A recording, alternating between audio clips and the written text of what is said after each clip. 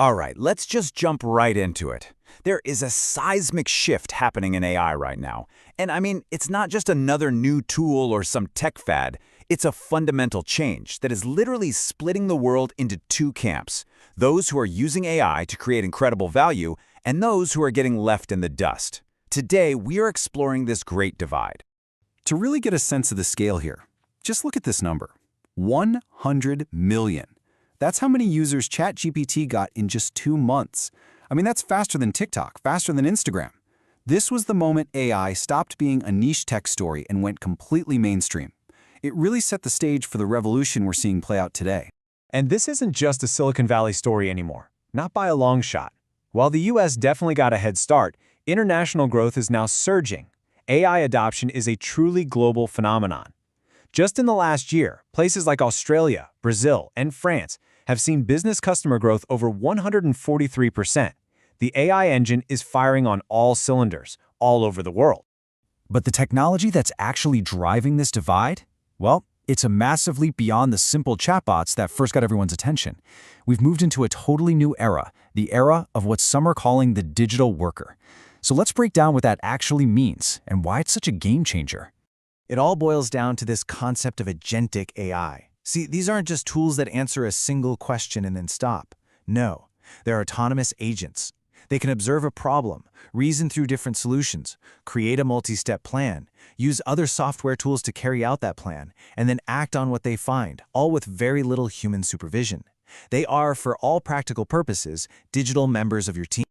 And this comparison just perfectly highlights how massive that evolution is. I mean, think about it. Just last year, in 2024, AI search was pretty basic. You'd ask a question, it would summarize maybe 5 or 10 sources. In 2025, a deep research agent conducts a full-blown investigation. It autonomously goes through over 100 sources, and you can interact with its plan. You can steer it. This isn't just an upgrade. It's a whole new paradigm.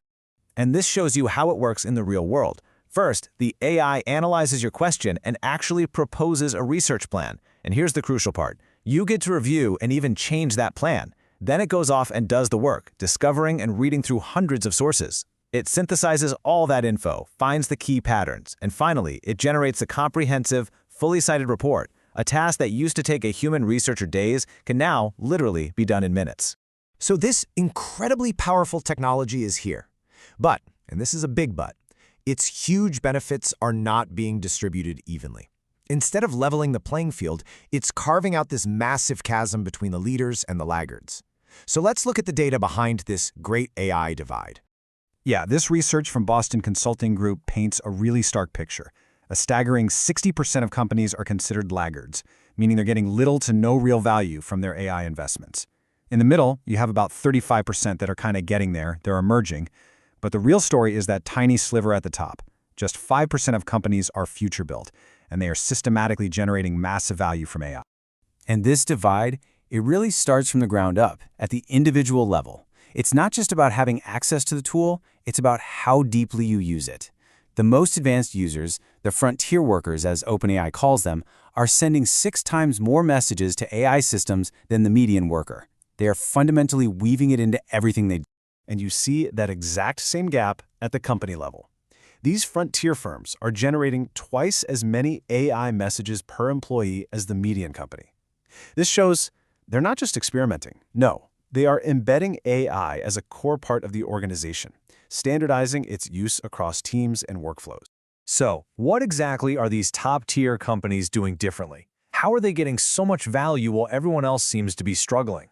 Well, it turns out it's not about simple productivity hacks. It's about applying AI to solve core business challenges in totally new ways. Just take Lowe's, for example. They rolled out an AI assistant called Milo to give people expert home improvement advice. And the result? When shoppers interact with it, the sales conversion rate more than doubles. This isn't just about saving time. This is about directly boosting the bottom line. Or look at Indeed. Their AI-powered Career Scout helps job seekers find and apply for jobs 7 times faster. And even more amazing, those users are 38% more likely to actually get hired. They're using AI to create better outcomes for their entire ecosystem. And this isn't just happening in retail or tech. In a super complex field like life sciences, MADNA is using AI to draft and analyze product development plans. They've reported that a core analytical step that used to take weeks can now be done in just hours. This is how leaders are basically bending time and accelerating innovation. Of course, with this much power and this much disruption, there's going to be significant risk. It's not all smooth sailing. The same technology creating all this value is also creating new anxieties and threats that everyone, leaders and laggards alike, has to figure out how to navigate. So the impact on the workforce is a really big deal. We're seeing a squeeze on entry-level white-collar jobs. The traditional stepping stones for a lot of careers are just being automated. This is creating a lot of anxiety, leading to things like job hugging, where people just cling to their current roles, and something new called quiet cracking, where employees feel this intense pressure to use AI, but are also terrified that the very tool they're using is going to make their job obsolete. The technology itself is also presenting new challenges. Take cybersecurity. When you're testing an AI, it's really hard to know if it's genuinely solving a problem or if it just found the answer key online. This data contamination can give us a false sense of an AI's real capabilities, and it might be masking some serious vulnerabilities. And then there's the crisis of trust. This number, 8 million, is the estimated amount of deepfake material we expect to see in 2025. Now that's up from just 500,000 in 2023. This explosion of synthetic media makes it harder than ever to know what's real, and that fuels misinformation and identity fraud on a massive scale. So here we are. We have this unbelievable new technology creating unprecedented value, but also creating real risks and a widening gap between the haves and the have-nots.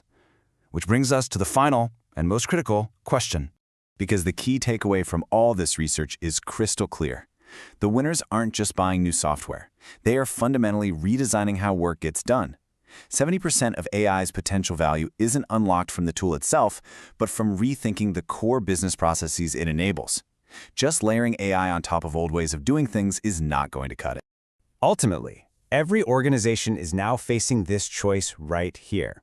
One path is to stick with legacy systems trying to bolt on AI as an afterthought. The other is to build new AI-native operations from the ground up. This divide is what will define the competitive landscape for the next decade. Which leaves us with this final question to think about. As these autonomous digital workers become a central part of the economy, is your organization actively building a bridge to this new way of operating? Or is it just standing on the edge, watching that gap grow wider and wider?